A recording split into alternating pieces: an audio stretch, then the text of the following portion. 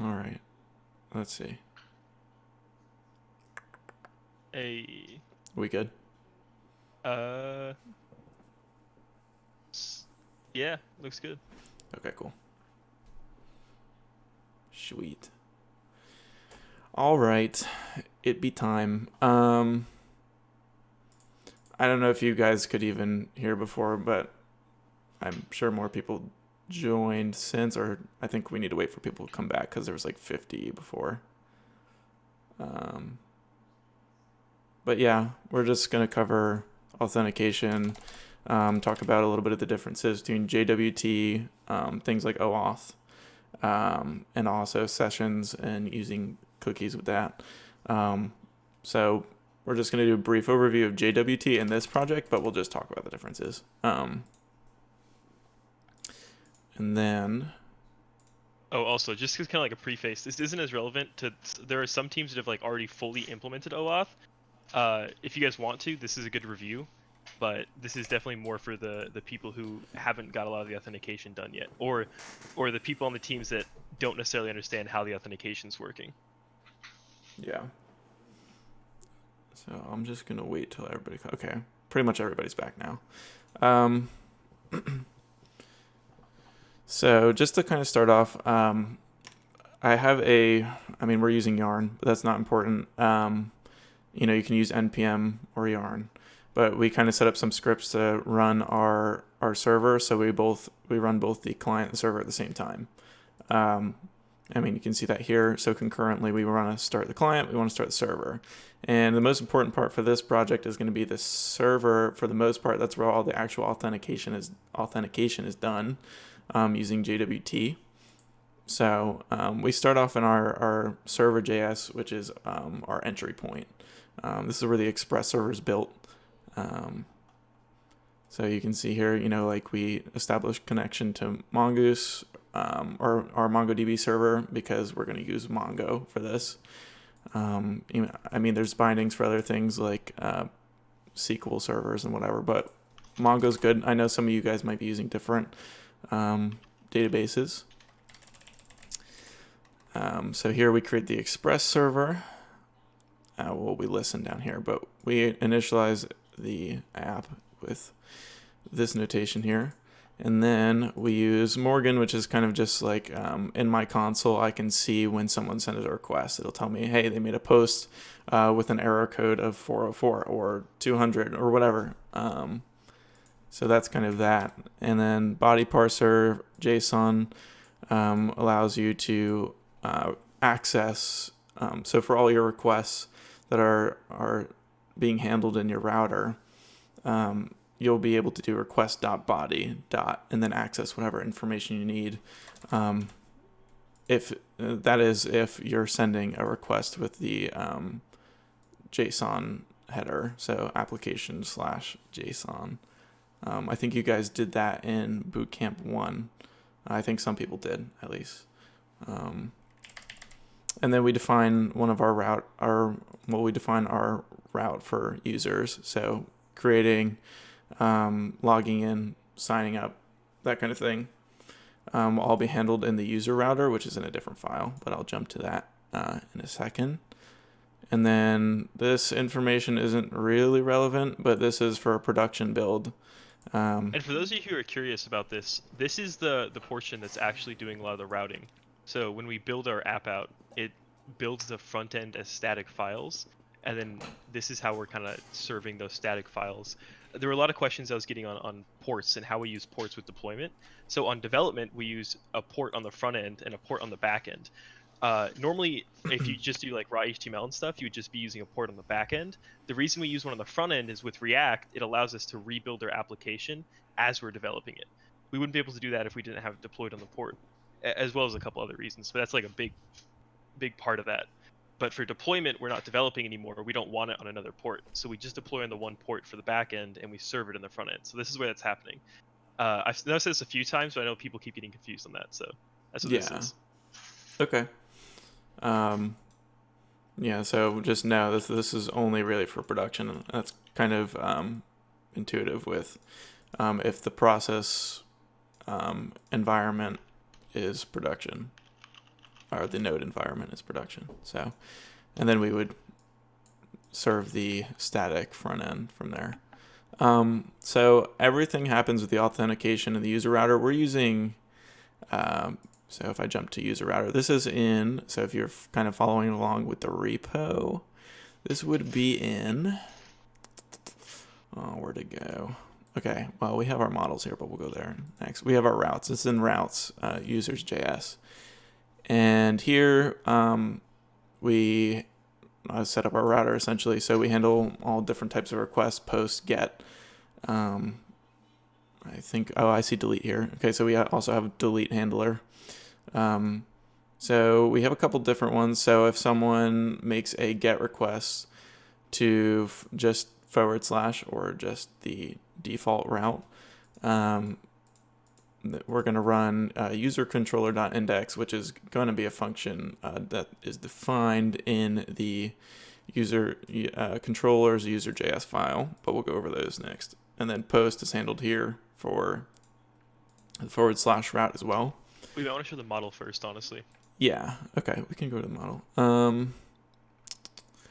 Yeah, so this is that file, but models user, okay. Fuck. No. Okay, hopefully that didn't freeze anything up. Okay.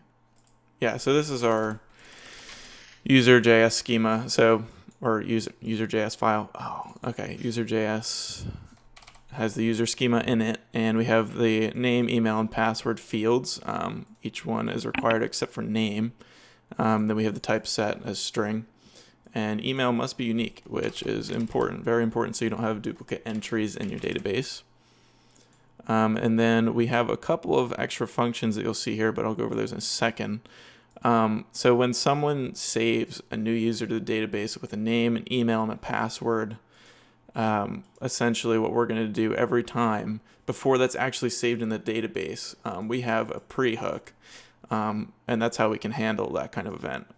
Just before somebody saves something into the database, we can check if their password or this dot is modified.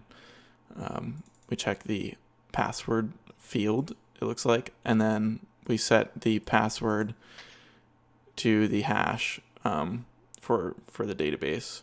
So we're gonna start with something like, let's say our password is whatever, and then we hash it, and then password gets set to something like crazy letters and stuff, if you're not familiar with what a hash is.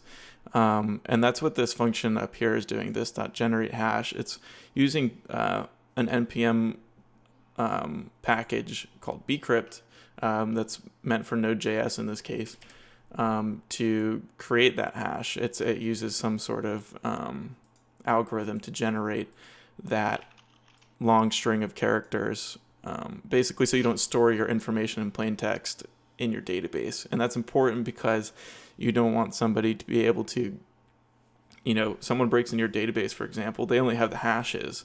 They don't have the plain text passwords, and they can't just enter that into the fields. This is a big deal, especially in JWT. It's really important to understand what's going on beneath the hood, because in JWT, for example, like the password's not hashed or anything. It's pretty easy to access whatever is sent over the token. So you kind of have to know what's going on, because JWT specifically is a really good example of something that's super easy to implement badly. There are definitely better systems out there, but even the better ones, you can still make mistakes like that. So you shouldn't just follow like a tutorial online for these things. You should at least like have a basic understanding what's going on, because for this kind of thing, you would notice, hey, it's not encrypted. This can be a big issue. I should probably do something about that. So that's where you hash the password, so someone can't just like super easily grab that. Yeah. Oh, and then sorry, one more thing. Quick overview of what we're going over in the server. So I know we've kind of talked about this in the CRUD module before in the boot camps. So generally speaking, if we're adding a new data model to what we're dealing with, so let's say a user, you'll add a model, a user, and a controller, and a route.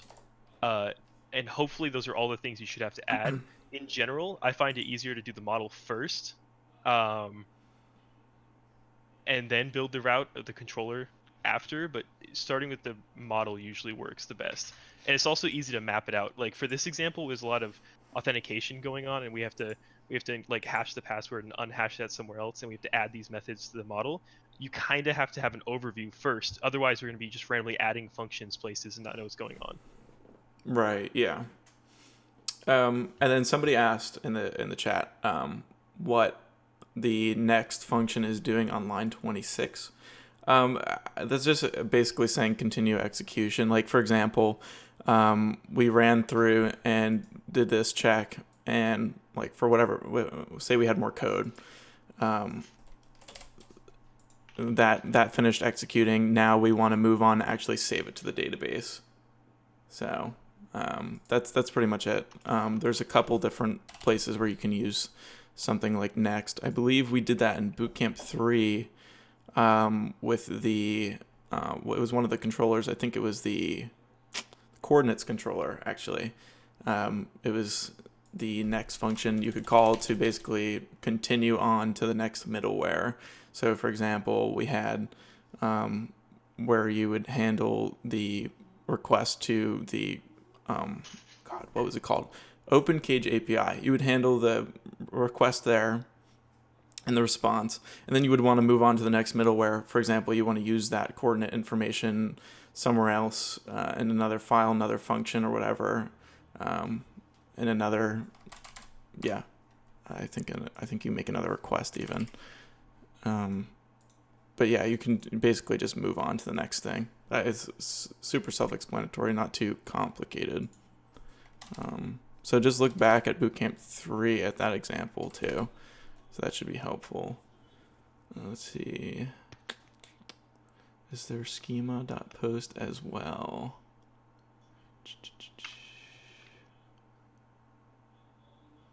Hey man, don't diss my mic.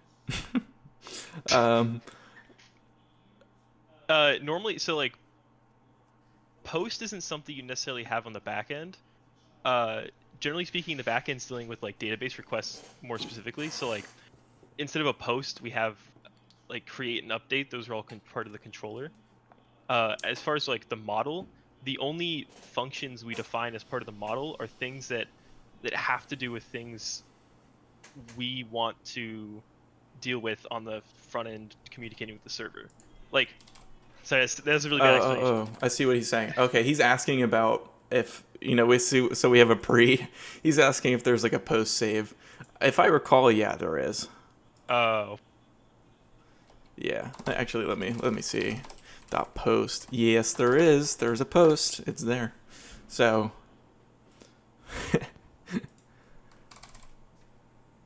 Yes. Okay. And no, this is not a CS:GO stream. Okay. Yeah, so I guess the next thing we can move on to. So we have our schema here. And we have our router, right? So we're calling all these functions in our router when a certain request is made. So for example, I believe in our we have a get request being made on our user router. Yeah. So on localhost 5000, for example, if I made a get request, just a / user, yeah, we would call this function here index, which is basically just going to find all of the users. It doesn't really have that much functionality as it is. It just sends you a response in JSON with all of the users that it found in the database. And then for post, we call the create function here. So it was this, and this is in controllers user.js.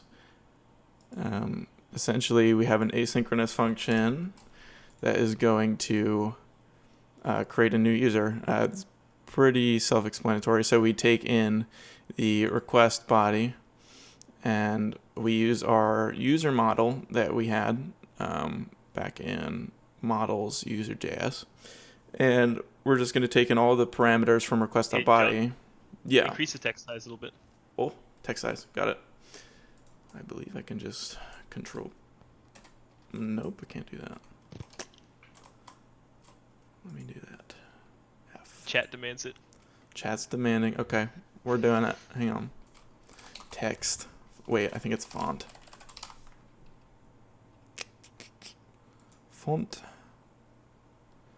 Let me see if this works. We're gonna go with 14. I don't even Well, know. just click the current editor font to go to the colors. I think you have to edit in the color scheme, remember? Oh yeah, that's right. Because it's material theme. Color scheme font. Yeah. Okay. Let's do 14. Okay. Hopefully that will be better. All right. So I guess I'll just go over this again. We call the create function when we post to localhost 5000/user. So we're making a post request to that URL or endpoint. And what we're going to do every time we do that is run this create function. It's an asynchronous function. Essentially, we're going to create the user using our Mongo model that we created, user. And we just do user.create request.body. So we take in all of the parameters or arguments from the body. So I believe it should just be name, username, or name, email, and password, if I'm not mistaken. And then here we sign the token. So we haven't talked about the token yet. Let's jump to that. So these are some helper functions for JWT. And then, yeah, so I guess I should go over what JWT actually is first. Hang on, I have a little cool thing. Oh God, hopefully it's still up. Okay, here it is. Cool. If you've seen other tutorials before, you've probably seen this website.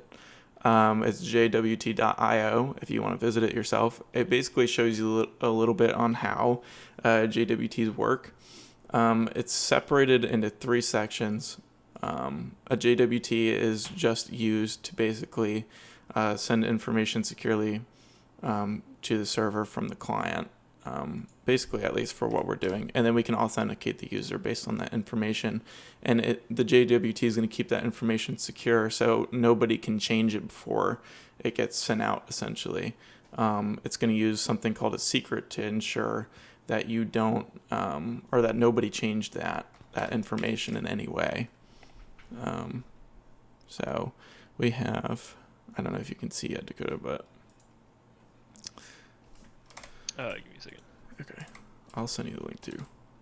Hold up. Oh, don't do that. Don't do that. Okay.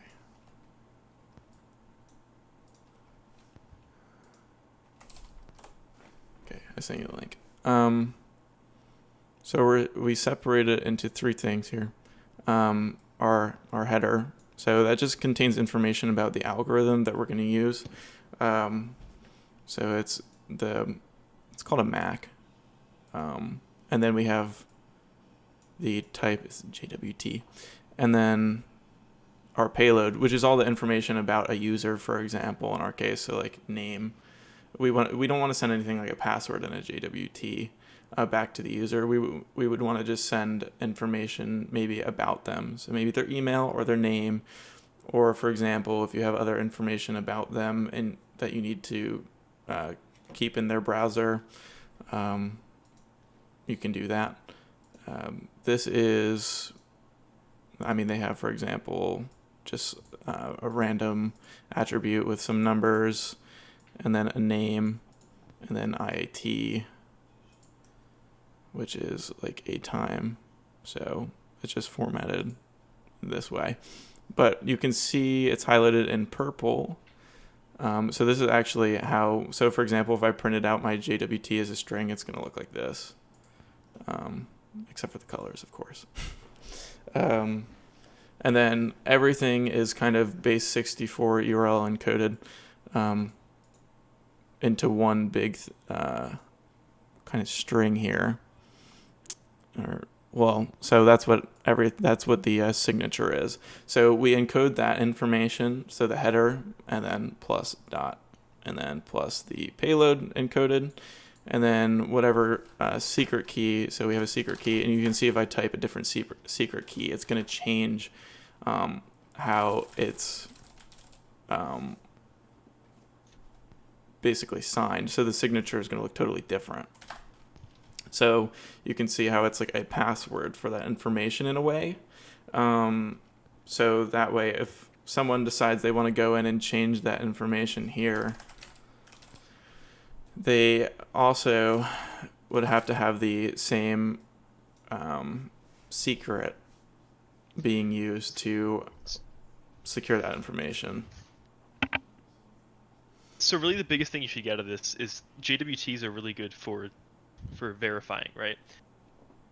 If you ever need to, like, for example, if you have some API and you want to verify that the data being sent back and forth isn't going to be tampered with, JWTs are something that are really useful to use. In this case, we're using it as session tokens to verify that the session hasn't been tampered with, alongside something else like bcrypt to hash the password, and you'd probably want to use something else like passport as well, but we don't necessarily recommend using it for sessions.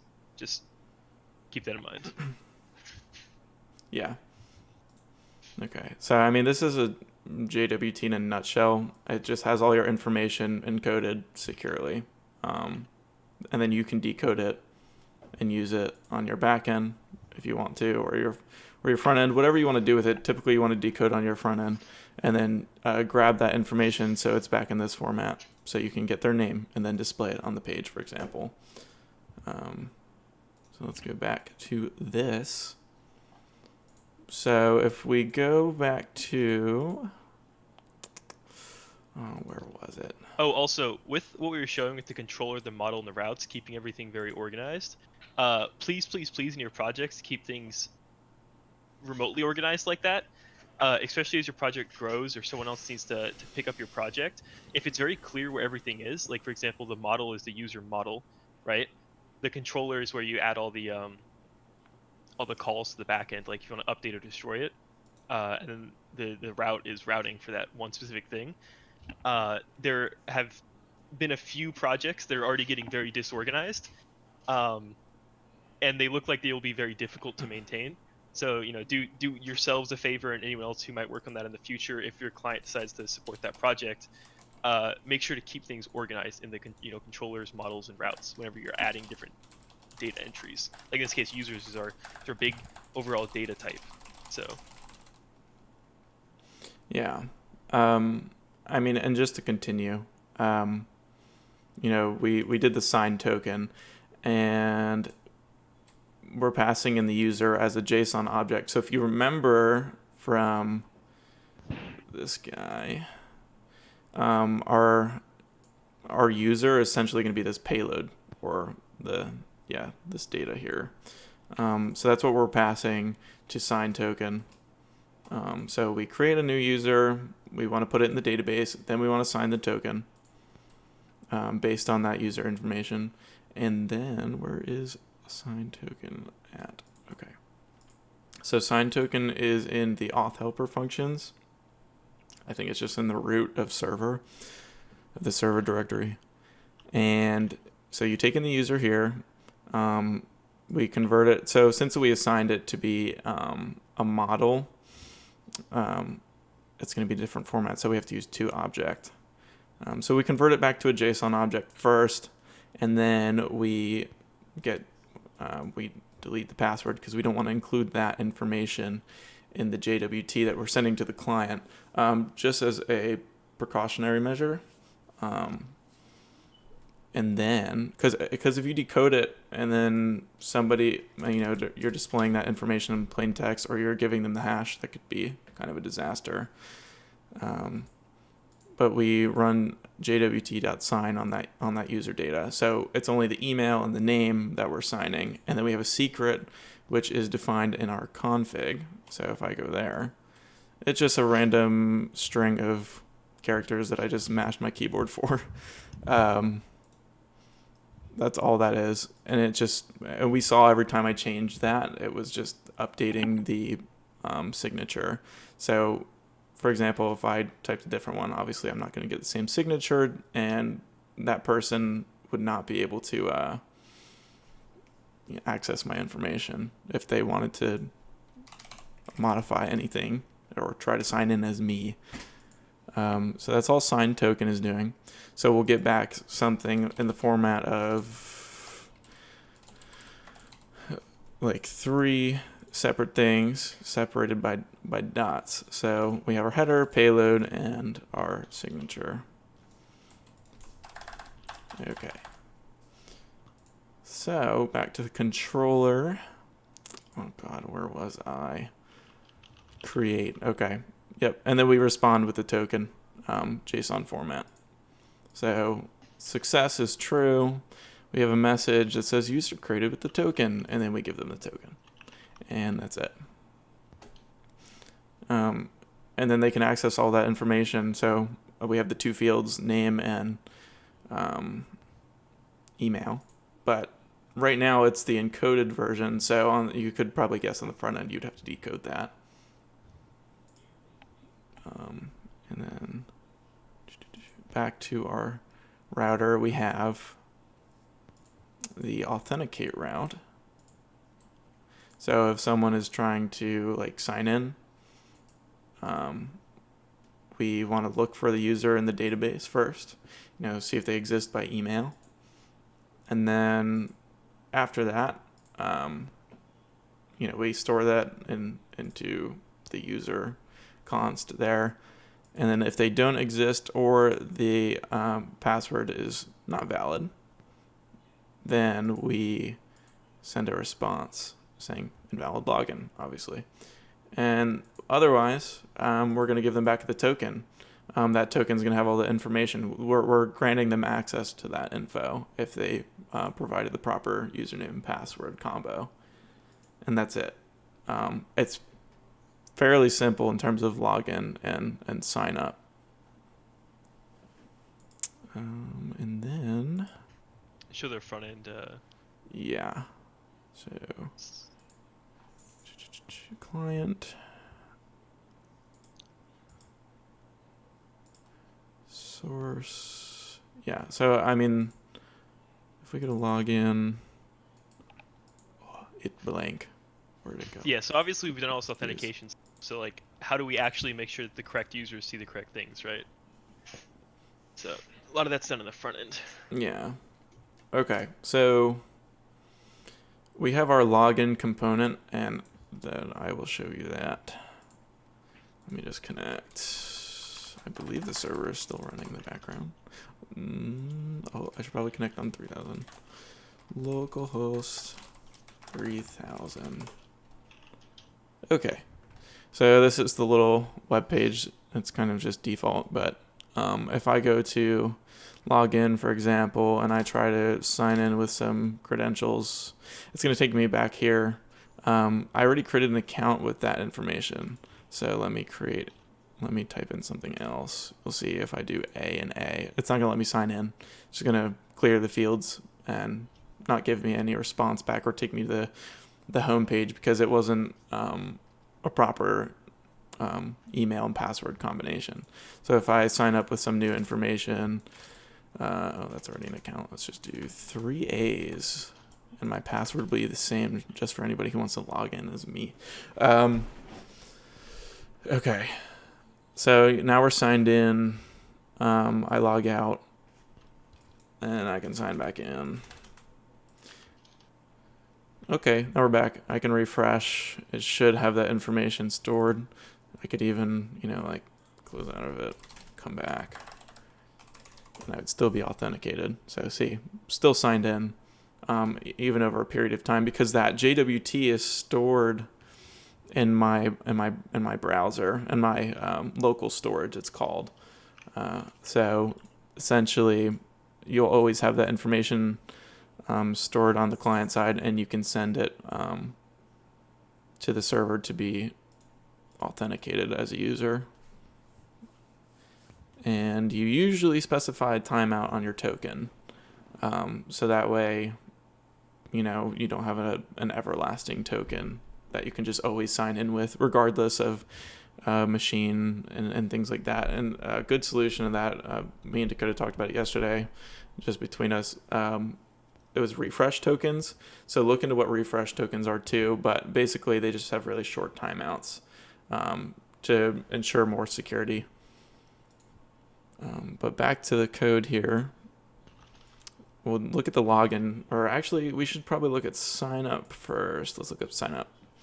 Yeah, so sign up, we have some states that we initialize. So we have name, email, and password. Because if you remember, there's 3 input boxes to sign up with. We have an on input change, which basically is just setting those fields every time we update those input boxes. This is kind of just a shorthand way of doing that. It's pretty nifty. And we have our on form submit. So every time we submit that form with the submit button, we prevent the default event, and then we run the http user.signup based on the fields that were given. So let's see what signup does. So for some user, we run the signup function based on the information given. So we store the response that we get from our post request to API users. If we remember, that's just the default route on the back end for users, and you're essentially just going to have that create function run where we inserted a new user into the database, and then we got the token, then we signed it, and then we sent it back as a response to whoever made that request. In this case, whoever that is the front end. So Axios is making our request for us because it's nice. Axios is nice. And we can store that information in our response. So here we will have like I believe it was like status or success equals success is true. And then, I don't know, there was something else. And then the token with the encoded information. So like that.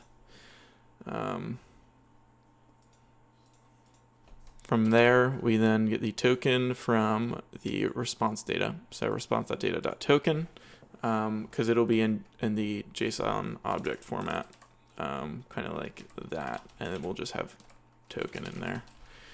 And then it will have that information, and then you can store it in a variable. That way you don't have to frequently type this every time you want to access the token. And then we set our default headers. So every time we send a request now with Axios, essentially we're going to set that header, the token header, to use that JWT. So it will always be sending that token every time it makes a request. So that way each request is authenticated essentially, or you want to authorize that that's the right person, not somebody else. And then we return the decoded token. So it's going to be in the regular format again. So we're still setting the token in the header as this. And then when we decode, we get something like email A. And then we get name, and then whatever their name was. So I believe if we go back to sign up, and that's all that's doing here. It's kind of a bit of information, but we're going to store all of that. What we returned was the decoded token. So we store that in the user. It's just going to be a JSON object. And then if the user is not null, essentially, we're going to run on sign up success, which let's see what that does. And then we're going to just redirect them to the home. I don't see. Okay, so it should be an app.js if I had to guess. Dakota, do you know where sign up success is located? I mean, I'll just search project, but where that's defined. Sorry, what was that? Do you know where sign up success is located? Okay, I think I found it. Okay, it's in app.js. Yeah. Okay, Yeah. I found it. We basically have a function that we pass to our sign up via prop. So we have on sign up success equal to some function called on login success. And that is defined as we want to set the current user by using a state. And then the current user is, we can get the current user by using the token. So we do this.get token, which is retrieved here via local storage. So we store the token in local storage, which is your kind of like your browser cache. It's going to be stored there. And then we return the token decoded.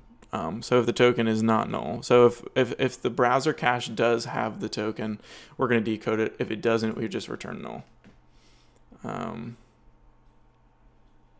So that's pretty much it for sign up. I think I've kind of hit everything for that. So now we run into, so the next thing we did was sign out, only to log back in, but we sign out, right? So if you want to guess, I mean, what you would kind of do just intuitively is, well, if I'm going to sign out, I don't want that user to have access to that information anymore.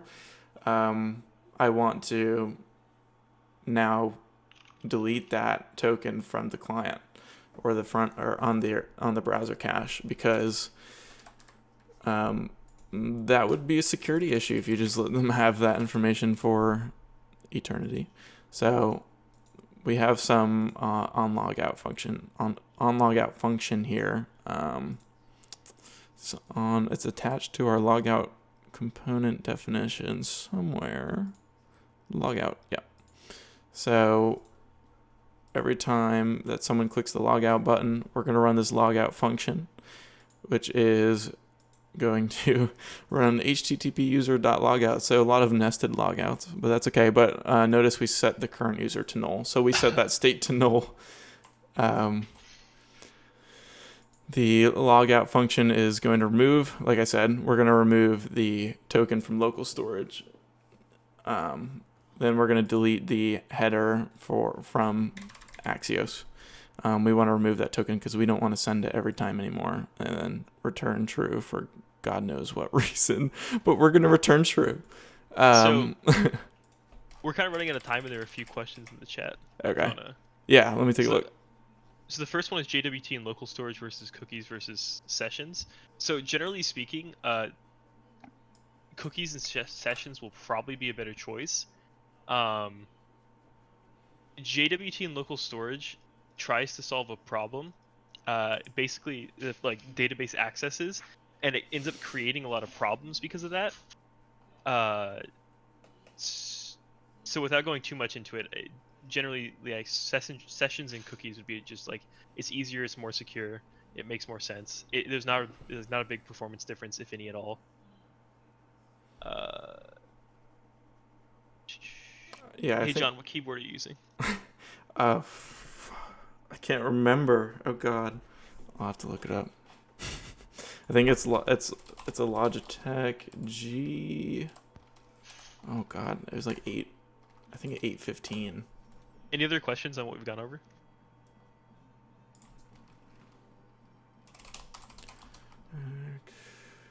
G, 815. Well, you have to wait a second.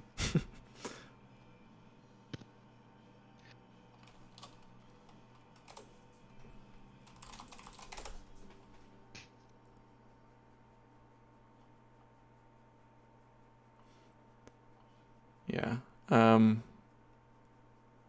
I mean, and then also, we didn't really cover OAuth, but OAuth is that stupid thing that you see where it's like, sign up with, or sign in with Google, or sign up with Google, or Facebook, or Reddit, or whatever you want to use. There's all kinds of different things.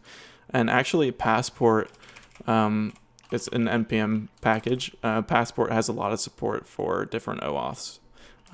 to make it really easy for you to set that up, so you can add that to your website. Obviously, you'd have to set up the front end, but it allows you to use that authentication method on your back end.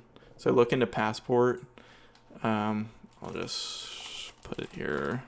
I think I just call it Passport middleware Node.js. I would just Google that. And I know for me at least, I've done JWT in Passport before, and that's worked really well. I've had no problems. Yeah, So I've used the I same don't thing. necessarily know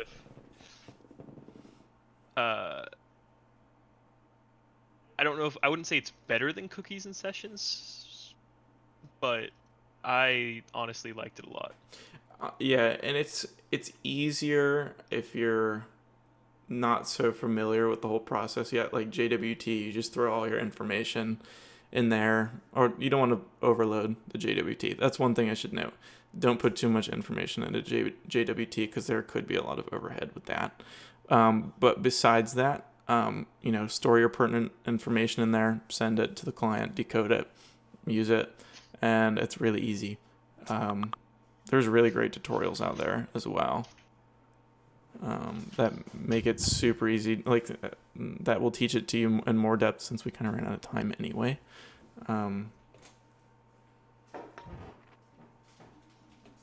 But sessions and cookies definitely have their advantages.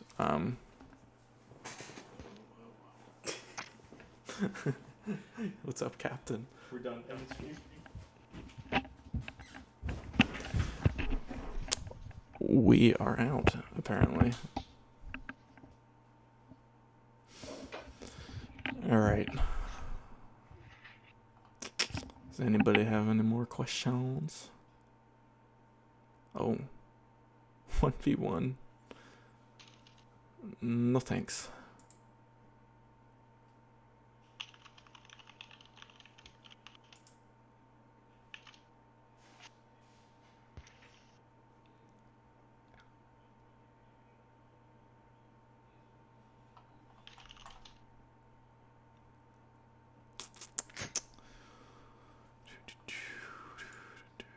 Okay.